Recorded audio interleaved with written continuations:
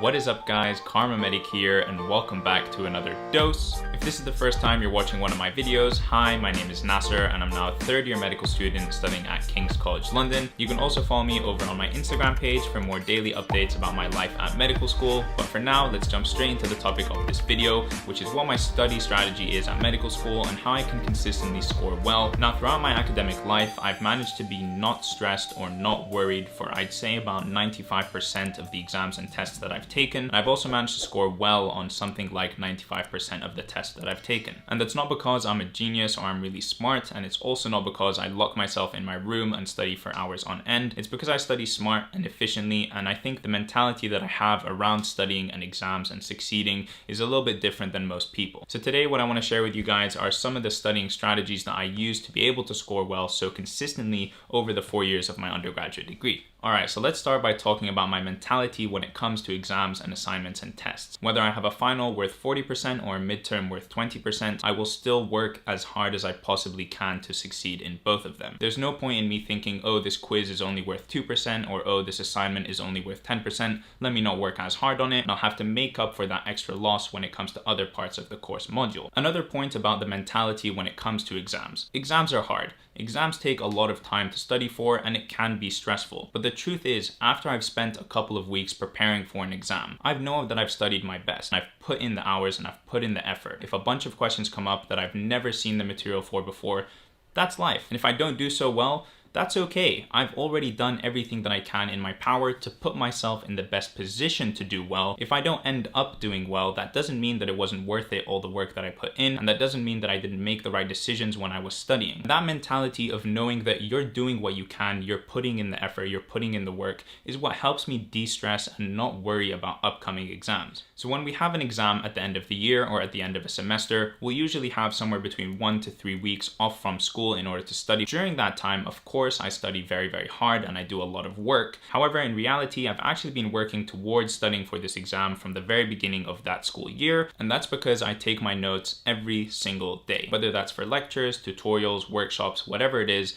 every day I put in a small amount of work. So for example, today I have 5 lectures scheduled, and that means by either today or tomorrow I will have written all of my notes for those 5 lectures. So when it comes exam time in December, all I have to do is read them, learn them, memorize them, and I don't have to start from scratch writing those notes or learning that material because I already did it a couple of months ago in September. I will have already seen all of the material that's going to be tested at least once. So when you're reading it again, it's almost like a second read through. It's like you're building on the foundation of knowledge that you already have. Secondly, around exam time in those 1 to 3 weeks that we have off in order to prepare for exams, I really do put in the work. Of course, I still maintain a balanced life by going to the gym, doing exercise, seeing my friends, etc. But here the priority is studying for my exams. And during this period, I always study for the exact same number of hours and I always study with the exact same routine. I set myself a goal of 8 hours of studying in a day. I wake up at 7, I'm at the library and I start studying at 9. I study from 9 till 1, take a 2-hour lunch break and chill break from 1 till 3, study again from 3 till 7. Now following that timetable, I've already studied for 8 hours in the day and it's only 7 p.m. And that's honestly already very good. If you can keep up 8 hours of studying a day for 1 to 3 weeks, you're going to be able to cover a lot of material. At 7 p.m. I can either take off the rest of the day, make sure that I can relax, enjoy myself and maintain a balanced life so that I can continue studying for 8 hours a day for the coming weeks. Or if I'm still in the studying mood and I feel like I can do more, I'll take a 1-hour break from 7 till 8 and then study from 8 till 9 or 8 till 10 depending on how I'm feeling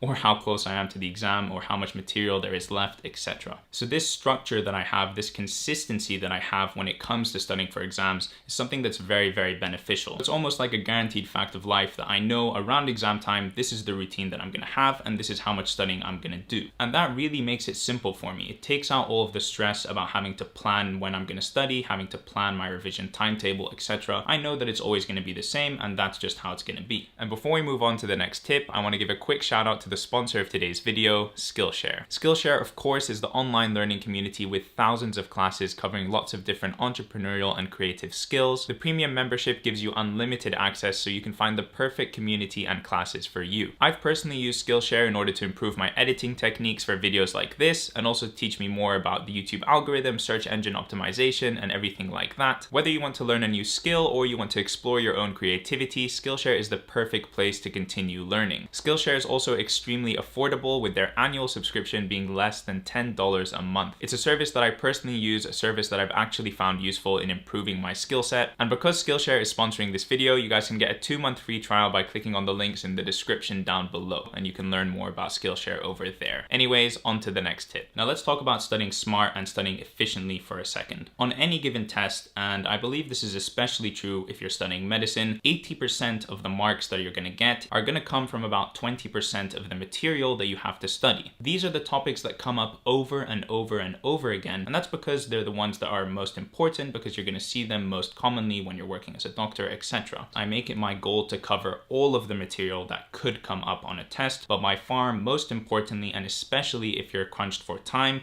high yield material is where you have to focus. Okay, now let's move on to talking about time management. You heard before that I have that very strict studying schedule, so obviously my time management skills are quite good. And something that really helps me stick to this schedule, and something that really helps me be okay with the amount of hours that I put in studying, is very strongly differentiating my work time from my studying time. When it comes time to studying, between those hours of 9 to 1 and 3 to 7, I am only studying. I put my phone behind my laptop so that it's not even in my field of view. I don't open Facebook, I don't open YouTube. I just sit down, I lock in, and I focus on my work. Now, outside of those times, I can do whatever I want. If I want to binge Netflix shows on my bed, if I want to go for a run or go to the gym, if I want to go play video games with my friends or play video games on my PlayStation 4 here, I can do that. I make sure that I'm doing something that I actually enjoy. I don't think about work for a second. I try and relax. I enjoy myself, because if I have so much fun during those times, when it comes time to study, it's fine. I've already chilled. I've already had fun. I've already binged 4 shows of the latest Netflix series. I don't feel the need to do that because I just did that. Now it's time to study. So that's sort of the relationship that I have with my work, and that's how I separate my work from my chill or my fun time. Also hugely important to me is stress relief. Luckily, I think I'm a person that's able to sort of put different things in boxes. You know, if I'm working, but I'm also really stressed about some other life thing that I have to do, I can sort of put that in a box and put it in a side, focus on my work for the next 2-3 hours, whatever it is I need to do, and then I can worry about those other stressors. So that sort of compartmentalization, or pushing things aside, putting things in boxes, is something that if you can train yourself to do, I think would be very, very valuable, because it allows you to focus on the task at hand and deal with other things later when you allocate time to them. Also, speaking about stress, you know, naturally you're going to get stressed at university. There are going to be times when you have lots of different things to do and you're going to feel overwhelmed. For me, whenever that happens, I just take a step back, write everything down on a piece of paper, allocate specific dates and times for when they're going to get done, and that makes me feel good because I know that they're going to be finished and done with at a certain period of time. But inevitably, and especially at medical school, there's always this sort of underlying baseline level of stress. So what I find very, very good for that, besides obviously chilling with friends and going out and having fun, is just the gym or physical exercise. Going for a run or going to the gym is something that I couldn't replace with anything else. So if you can do some sort of physical exercise, whatever that is, I would highly, highly recommend that. Now, after having taken all these things that I just talked about into account, when it comes to exams, when it comes to preparing for exams, I honestly can say that I feel almost zero stress. I know that I've either already put in the work or I'm going to put in the work to put myself in a position where I have the best chance of succeeding. If I don't succeed, that happens sometimes, and you know, you reflect on what happened, what went wrong, and how you can change it in the future. And if you do succeed, you can think about what went well and what you're going to keep doing when moving forward. These are all the reassurances that I could possibly give myself, that I know that I'm going to work hard, that I know I'm going to do my best, and that's all that I need to clear my conscience and not feel stressed about upcoming tests or exams. And finally, on an important note, studying is equally as important as enjoying yourself, going out, relaxing, chilling with friends, doing exercise, whatever it is that makes you happy. I think that balance is really the major key that helps me not be stressed before exams, tests, or assignments. And with that, I think I'm gonna sign off this video here. Thank you so much for watching. Please do leave a like on this video if you enjoyed it, and also subscribe to my channel to see more videos from me in the future, and I will see you in the next one. Peace.